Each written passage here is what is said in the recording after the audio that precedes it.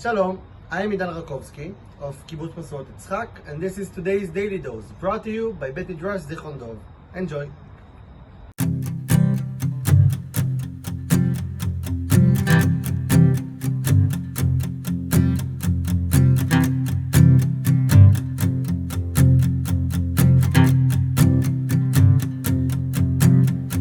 In our parasha, we encounter three circles of justice. 1. Human justice, Ben Adam lechavero. 2nd, environmental justice, Ben Adam lesvivato. And 3rd, spiritual justice, Ben Adam lamakom. Yesterday, we spoke about the circle of human justice. And today, I want to discuss about the circle of environmental justice, Ben Adam lesvivato. In our parasha, the Torah discusses the halachot of imposing a siege on a city in time of war. When in your war against a city, you have to besiege it a long time in order to capture it, you must not destroy its trees, wielding the axe against them.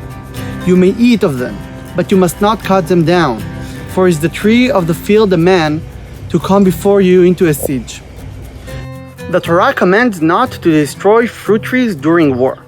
This commandment is a moral position that was not very popular during biblical period. The demand of environmental justice started already back then and lasts all the way up to our days, where extreme climate change is making headlines and we all feel it almost every year. Given that, I want to ask, what can we learn from this halakha of not uprooting fruit trees during war? What is the Torah trying to say about the relationship between man and nature, Adam ve'adama? The relationship between Adam ve'adama, human and nature, is explained first in the story of Briat HaOlam, in Bereshit. God said, "See, I give you every seed-bearing plant that is upon all the earth, and every tree that has seed-bearing fruit.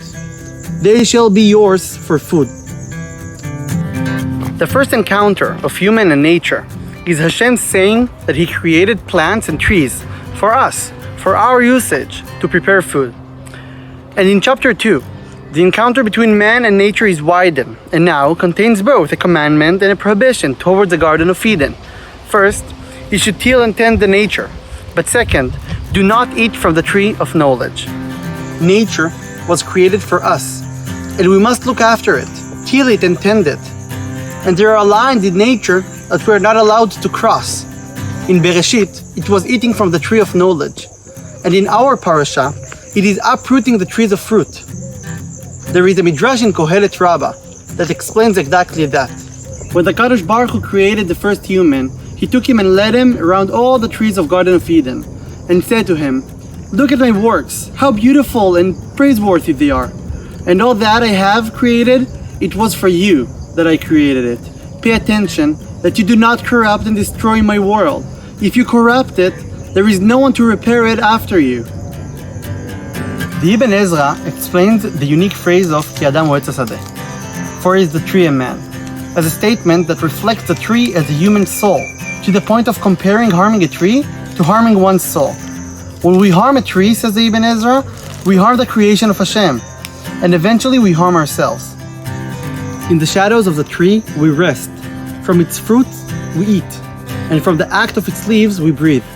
The tree is the microcosmos of all creation, and dignity to a tree, to the nature, is dignity to the whole creation too. When we pay respect to the tree, we pay respect to ourselves. We stand on the doorstep of a Shemitah year, when we as Israelis are not allowed to work in our gardens and fields and orchards, just like the avocado orchard I'm standing in right now, right across from the kibbutz I live in.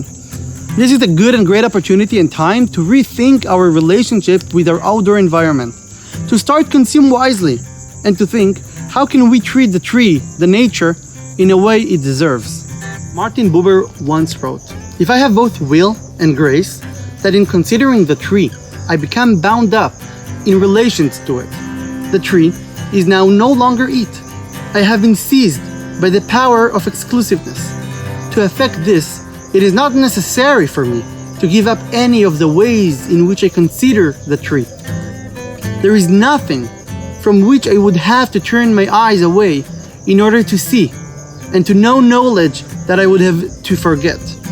Rather, is everything picture and movement, species and type, law and number, invisibly united in this event. Everything belonging to the tree is in this, its form and structure, its colors and chemical composition, its intercourse with the elements and with the stars are all present in a single whole. The tree is no impression, no play of my imagination, no value depending on my mood, but it is bodied over against me and has to do with me as I with it, only in a different way.